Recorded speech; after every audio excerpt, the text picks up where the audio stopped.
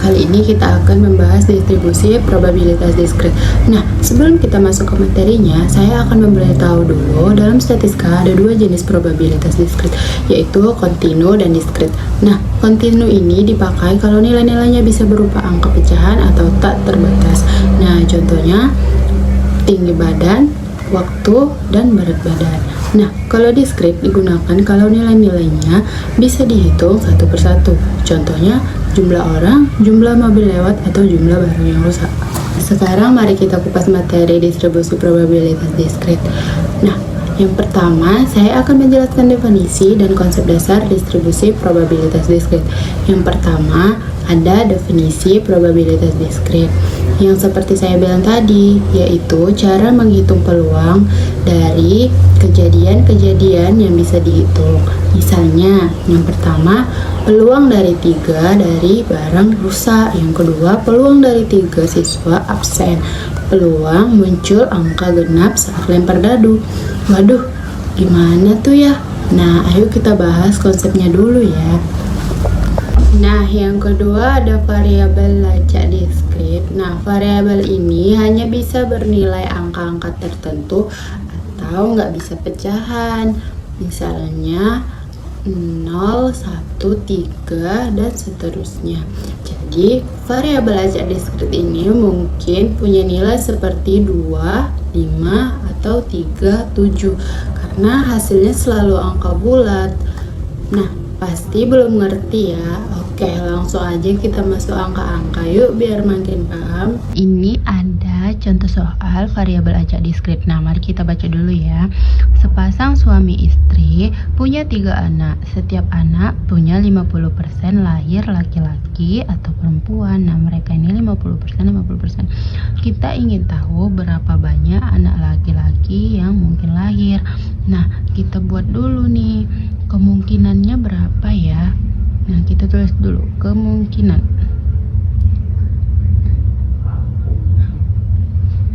Nah, yang pertama, kita buat bersusun aja ya biar makin paham. Yang pertama itu kemungkinannya lahir itu yang 3 itu perempuan semua. Jadi kemungkinan anak laki-laki berarti 0. Nah, yang kedua ada laki-laki, perempuan. Nah, kemungkinan anak laki-laki ada 1. Nah, yang ketiga perempuan, laki-laki, perempuan. Nah, kemungkinan lahir anak laki-laki ini 1. Nah, yang keempat perempuan, laki-laki. Nah, ini juga kemungkinannya 1 ya. Nah, ini 1 anak laki-laki. Tapi dia ada 3 susun. Berarti 3 susun. Nah, lalu yang kelima ada laki-laki baru perempuan. Berarti ini 2 kemungkinan anak laki-laki ya. Yang keenam ada laki-laki, perempuan, laki-laki. Nah, ini 2 juga ya. Yang ketujuh ada perempuan, laki-laki. Nah, ini juga ada 2 kemungkinan. Nah, yang kedelapan berarti ini ada 3 susun juga ya kemungkinan anak laki-laki. Tapi dia ada 3 susun. Nah, yang ke-8 ada laki-laki semua. Kemungkinan anak laki-laki 3. Nah, kalau kita lihat jumlah anak laki-laki, mungkin X sama dengan 0, 1, 2, 3. Nah, nilai X ini dia disebut variabel acak diskrit.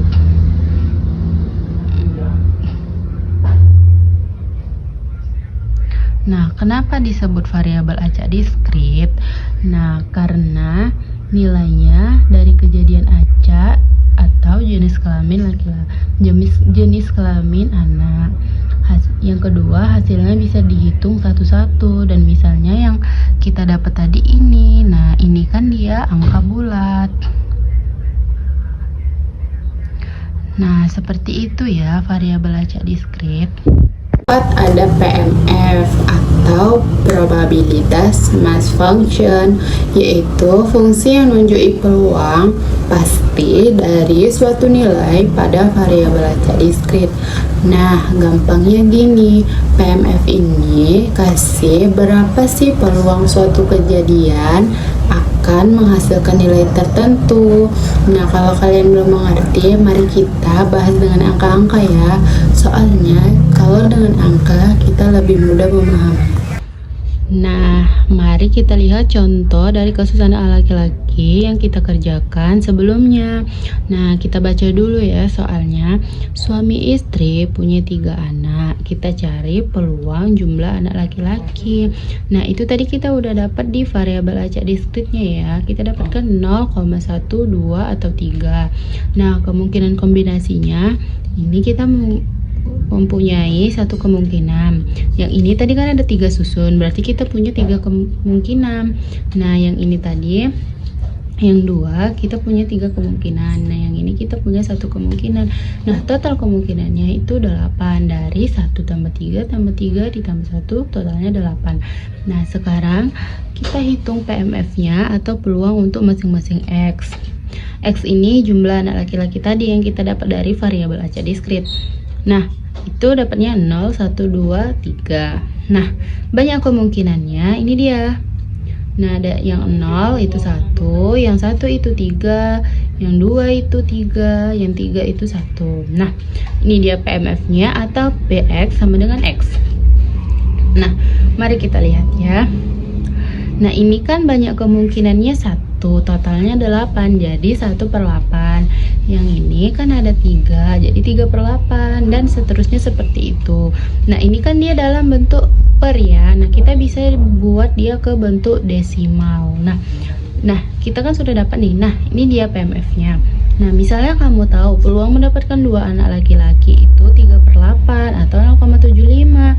Nah, kalian juga bisa ubah ke persen. Kalau berubah ke persen, tinggal 0,75 dikali 100 sama dengan 37,5%. Jadi kemungkinan mendapat 2 anak laki-laki itu 3,5%. Nah, seperti itu ya. Ini ada CDF jumlah dari semua peluang dari nilai paling kecil sampai nilai tertentu. Nah, kita pakai contoh kasus yang tadi ya. Nah, X tadi kan itu sudah kita ketahui dari variabel acak diskrit 0, 1, 2, 3. PMF-nya kita sudah mengetahui. Nah, di sini kebetulan saya sudah ubah dia dalam persen ya.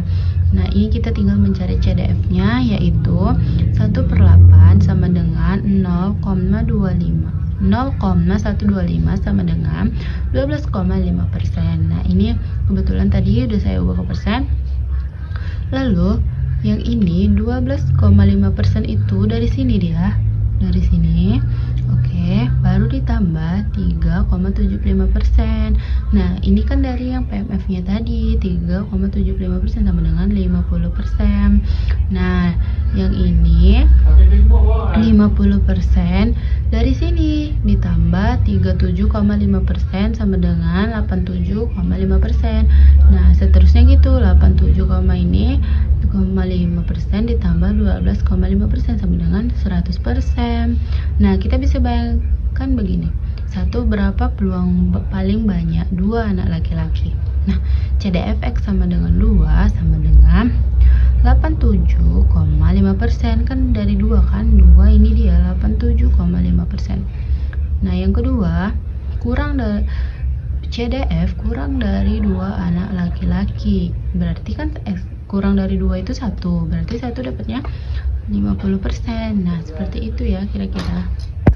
Jenis-jenis probabilitas diskret. Probabilitas diskret adalah jenis probabilitas yang berkaitan dengan variabel acak diskret, yaitu variabel yang memiliki himpunan nilai yang terhingga atau dapat dihitung, misalnya bilangan bulat. Nah, langsung saja kita akan masuk ke jenis probabilitas diskret yang pertama. Yang pertama, kita akan masuk ke distribusi probabilitas binomial. Nah, distribusi binomial dijelaskan sebagai model statistik yang digunakan untuk mengestimasi probabilitas keberhasilan dalam suatu percobaan yang memiliki dua kemungkinan hasil, yaitu sukses atau gagal. Nah, distribusi binomial bekerja dengan cara melakukan percobaan sebanyak 2 kali, di mana setiap percobaan memiliki probabilitas sukses dan probabilitas gagal. Prinsip utamanya adalah bahwa setiap percobaan bersifat independen, artinya hasil dari suatu percobaan tidak mempengaruhi yang lainnya. Dalam penelitian ini, distribusi binomial digunakan untuk menganalisis tingkat kepuasan pengguna terhadap sistem informasi berdasarkan skala Likert. Hasilnya menunjukkan bahwa semakin kecil jumlah sampel dan semakin besar probabilitas keberhasilan, maka probabilitas sukses yang diperoleh akan meningkat.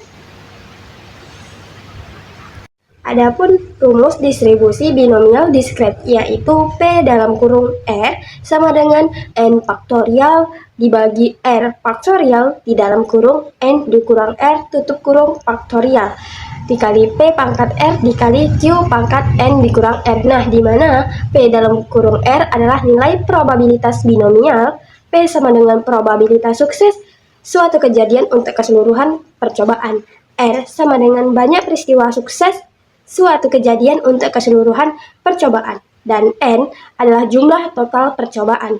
Q adalah probabilitas gagal suatu kejadian yang diperoleh dari Q sama dengan 1 dikurang P. Nah, faktorial atau tanda seru adalah lambang dari faktorial. Sekarang kita akan masuk ke contohnya, teman-teman. Nah, di sini kami ada contoh dari distribusi binomial. Contohnya adalah sebuah pabrik elektronik menemukan bahwa 5% produknya cacat. Jika dilakukan pemeriksaan terhadap 10 produk yang diambil secara acak, berapakah probabilitas terdapat paling banyak 2 produk yang cacat? Langsung saja kita simak penjelasannya ya, dan cara penyelesaiannya. Sekarang kita mau menyelesaikan soal tadi. Nah, kita pertama yaitu membuat apa-apa aja yang diketahui dari soal. Yang diketahui yaitu N sama dengan 10, P sama dengan 5% atau 0,05, Q sama dengan 1 dikurang P sama dengan 0,95. Maka kita langsung saja masukkan ke rumus yang sebelumnya tadi. Nah, yang ini rumusnya, yaitu kita pertama ini mau mencari produk yang cacat. Atau maksudnya tidak ada produk yang cacat, R-nya itu sama dengan 0. Kita langsung masukkan aja ke rumusnya. P karena R-nya 0 dalam kurung 0, ya kan, sama dengan 10 faktorial dibagi 0 faktorial dalam kurung 10 kurang 0 tutup kurung faktorial dikali 0,05 pangkat 0 dikali 0,95 tutup kurung pangkat 10. Nah, hasilnya seperti ini, teman. Ini 10 faktorial dibagi 0 faktorial dalam kurung 10 kurang 0 faktorial dikali 1 dikali 0,95 pangkat 10. Hasilnya adalah 0,95 pangkat 10. Jadi hasil dari 0,95 pangkat 10 itu adalah 0,5987. Dan kemudian kita melanjut untuk mencari produk yang cacat, atau R-nya itu sama dengan 1. Sama seperti tadi rumusnya tuh, teman-teman bisa lihat di sekarang kita mau mencari produk satu produk yang cacat, teman-teman, atau R-nya sama dengan 1. Sama seperti tadi, kita tinggal masukkan rumusnya saja sama seperti itu, dan diperolehlah hasil bahwa kalau satu produk yang cacat itu hasilnya 0,3151. Itulah hasilnya. Kemudian kita mau mencari dua produk yang cacat, atau R sama dengan 2. Sama seperti tadi rumusnya, kita tinggal masukkan angka. Jadi kalau misalnya kita mau melihat bahwa dua produk yang cacat jumlahnya itu adalah, atau hasilnya adalah 0,073. Jadi itulah hasil dari dua produk yang cacat. Sekarang kita tuh mau menghitung total probabilitas. Nah, di sini total probabilitasnya itu X sama dengan lebih kecil atau sama dengan 2. Jadi rumusnya seperti di samping, teman-teman. P dalam kurung X lebih kecil dari 2 tutup kurung sama dengan P dikali 0 ditambah P dalam kurung 1 ditambah P dalam kurung 2. Nah, kita masukkan tadi nilai yang kita dapat dari P yang produk cacatnya 0 berapa? yang produk cacatnya 1 berapa dan yang produk cacatnya 2 itu berapa hasilnya. Langsung saja ini kita masukkan dan kita hasilkan berapa hasilnya teman-teman, tinggal ditambah-tambahkan aja. Oke teman-teman, nah jadi hasilnya itu adalah P dalam kurung X lebih kecil 2, hasilnya 0,9869. Maka probabilitas paling banyak 2 produk yang cacat dalam 10 produk adalah 0,9868 atau 98,68% teman-teman. Itulah hasilnya. Sekarang kita akan masuk ke jenis yang kedua, yaitu distribusi probabilitas hipergeometrik. Nah, distribusi hipergeometrik adalah jenis distribusi probabilitas diskret yang digunakan dalam situasi pengambilan sampel tanpa pengambilan dari populasi yang terbatas. Nah, dalam distribusi ini probabilitas suatu kejadian bergantung pada pengambilan sebelumnya karena elemen yang sudah dipilih tidak dikembalikan ke populasi awal. Nah, secara sederhananya sih distribusi hipergeometrik adalah distribusi yang menggambarkan peluang mendapatkan sejumlah kejadian sukses dalam pengambilan sampel dari populasi yang terbagi menjadi 2 kategori, yaitu keberhasilan dan kegagalan. Dikembalikan ke populasi awal. Nah, secara sederhananya sih distribusi hipergeometrik adalah distribusi yang menggambarkan peluang mendapatkan sejumlah kejadian sukses dalam pengambilan sampel dari populasi yang terbagi menjadi 2 kategori, yaitu keberhasilan dan kegagalan. Nah teman-teman, contohnya seperti ini ya. Jika ada sekantong kelereng dengan warna berbeda dan kita mengambil beberapa kelereng tanpa mengembalikan yang sudah diambil, peluang mendapatkan warna tertentu akan berubah seiring jumlah kelereng yang tersisa. Distribusi ini sering digunakan dalam analisis statistik untuk pemilihan acak dalam populasi kecil, seperti uji kualitas produk atau seleksi dalam sekelompok terbatas. Nah teman-teman, ada pun rumus probabilitas hipergeometrik yaitu sebagai berikut. Nah, di mana rumusnya adalah P dalam kurung R sama dengan dalam kurung SCR dikali dalam kurung N dikurang SCN dikurang R tutup kurung dibagi NCN. Nah, di mana P dalam kurung R adalah probabilitas hipergeometrik dengan kejadian R sukses. N besar sama dengan jumlah populasi, S besar sama dengan jumlah sukses dalam populasi, R sama dengan jumlah sukses yang menjadi perhatian, N kecil sama dengan jumlah sampel dan populasi. Nah, C sama dengan simbol kombinasi. Dan sekarang kita akan masuk ke contohnya teman-teman. Nah, contohnya sebuah perusahaan memiliki 10 karyawan yang terdiri dari 6 karyawan senior dan 4 karyawan junior. Manajer ingin memilih 3 orang secara acak untuk mengikuti pelatihan khusus. Berapa probabilitas bahwa tepat 2 dari 3 karyawan yang terpilih adalah karyawan senior? Nah, sekarang kita langsung saja ke cara penyelesaiannya ya. Yang pertama kita tulis dulu yang diketahui. Nah, diketahui dari soal adalah N besar sama dengan 10 total karyawannya. Dan S sama dengan 6 atau jumlah karyawan seniornya itu ada 6. Kemudian N dikurang S sama dengan 4, jumlah karyawan junior. N kecil sama dengan 3, jumlah karyawan yang dipilih. Dan R sama dengan 2 atau jumlah karyawan senior yang ingin dipilih. Nah, cara penyelesaiannya adalah sebagai berikut. Oke, dari rumus yang tadi, nah rumus yang ini, sekarang kita tinggal masukkan angka-angkanya saja teman-teman. Nah, setelah diketahui angka-angkanya semua, kita tinggal masukkan aja deh.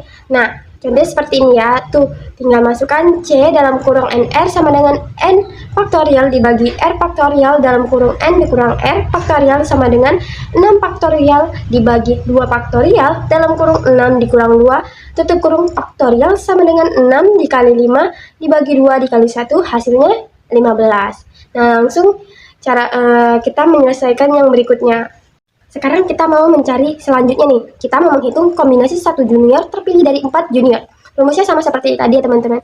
Sekarang langsung saja kita masukkan, yaitu angka-angkanya 4 faktorial dibagi 1 faktorial dalam kurung 4 dikurang 1 tutup kurung faktorial sama dengan 4 dibagi 1 sama dengan 4. Nah teman-teman, langsung saja kita apalagi mencari, yaitu yang ketiga kita mau mencari kombinasi memilih 3 karyawan dari 10 karyawan. Sama seperti tadi rumusnya, tinggal kita masukkan aja angka-angka seperti yang di samping ini teman-teman. Nah, yaitu 10 faktorial dibagi 3 faktorial dalam kurung 10 dikurang 3 tutup kurung kali faktorial sama dengan 10 dikali 9 dikali 8 dibagi 3 dikali 2 dikali 1 sama dengan 120.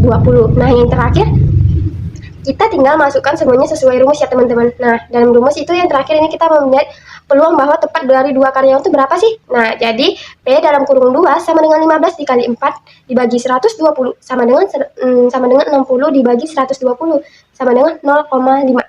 Nah, jadi tuh peluang dari tepat dua dari karyawan yang terpilih, karyawan senior adalah 50%, teman-teman.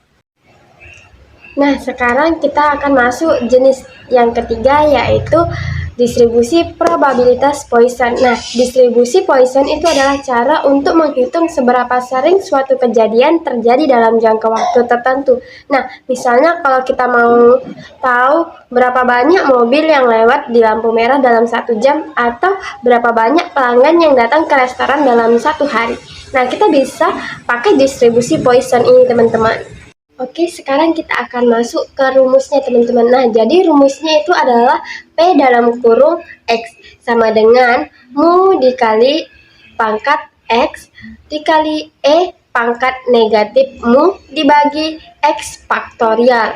Nah, itulah rumusnya. Nah, di mana Px itu sama dengan nilai probabilitas distribusi Poisson. Mu sama dengan rata-rata hitung dari jumlah nilai sukses, di mana mu sama dengan N dikali P. E sama dengan bilangan konstan, atau 2,71828. X sama dengan jumlah nilai sukses. P sama dengan probabilitas suatu kejadian. Dia tanda seru sama dengan lambang faktorial. Oke teman-teman, sekarang kita akan masuk ke contoh soalnya ya. Nah, jadi ada sebuah pusat layanan pelanggan menerima rata-rata 5 panggilan per jam. Berapa probabilitas bahwa dalam 1 jam pusat layanan menerima 3 panggilan? Nah, langsung saja kita masuk ke cara penyelesaiannya. Oke, sekarang kita mau menyelesaikan dari soal tadi, teman-teman. Yang pertama kita mau menulis dulu apa aja yang diketahui dari soal. Nah, diketahui dari soal bahwa mu sama dengan 5 atau rata-rata panggilan per jamnya itu adalah 5. X sama dengan 3 atau jumlah panggilan yang ingin dihitung probabilitasnya.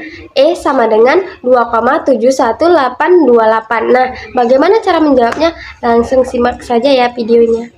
Nah, jadi kita langsung saja masukkan nilai-nilainya yang tadi teman-teman seperti yang di rumus ini. Kita masukkan deh. Nah, P dalam kurung X sama dengan 125 dikali 0,00674 dibagi 6 sama dengan 0,8425 dibagi 6, hasilnya 0,1404. Jadi probabilitas menerima 3 panggilan dalam 1 jam adalah 14,04%. Itulah hasilnya, teman-teman. Nah, di sini saya akan membahas tentang karakteristik dan perhitungan distribusi probabilitas diskrit. Distribusi ini digunakan untuk menghitung peluang kejadian-kejadian yang bisa dihitung jumlahnya, seperti berapa orang datang ke kafe dalam 1 jam, atau berapa apel busuk di keranjang. Nah, 3 distribusi diskrit paling umum adalah binomial, Poisson, dan hipergeometrik. Kali ini kita fokus dulu ke binomial dan Poisson. Nah, distribusi binomial digunakan saat kamu ingin tahu berapa kali suatu kejadian yang dianggap sukses terjadi dalam sejumlah percobaan. Nah, adapun ciri utamanya ada 4. Yang pertama, jumlah percobaannya sudah ditentukan, misalnya lempar koin sebanyak 10 kali. Yang kedua, setiap percobaan berdiri sendiri, artinya hasil sebelumnya tidak memengaruhi hasil berikutnya. Yang ketiga, peluang sukses sama untuk tiap percobaan. Yang keempat, cocok jika kamu ambil sampel dari populasi besar atau kamu kembalikan sampel setelah tiap percobaannya. Lalu ada contoh penggunaan distribusi binomial. Yang pertama, menghitung berapa pasien sembuh setelah diuji obat tertentu. Yang kedua, memeriksa jumlah barang cacat dalam satu batch produksi. Yang ketiga, mengetahui seberapa sering kamu menang dalam permainan tebak koin.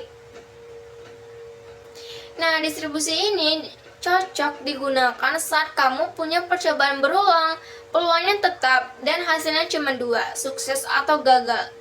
Nah, sementara itu distribusi Bayesian digunakan untuk menghitung berapa kali kejadian langka muncul dalam suatu waktu atau tempat tertentu. Misalnya, berapa kali telepon masuk ke call center dalam 1 jam. Berapa kecelakaan terjadi di sebuah persimpangan jalan dalam 1 hari.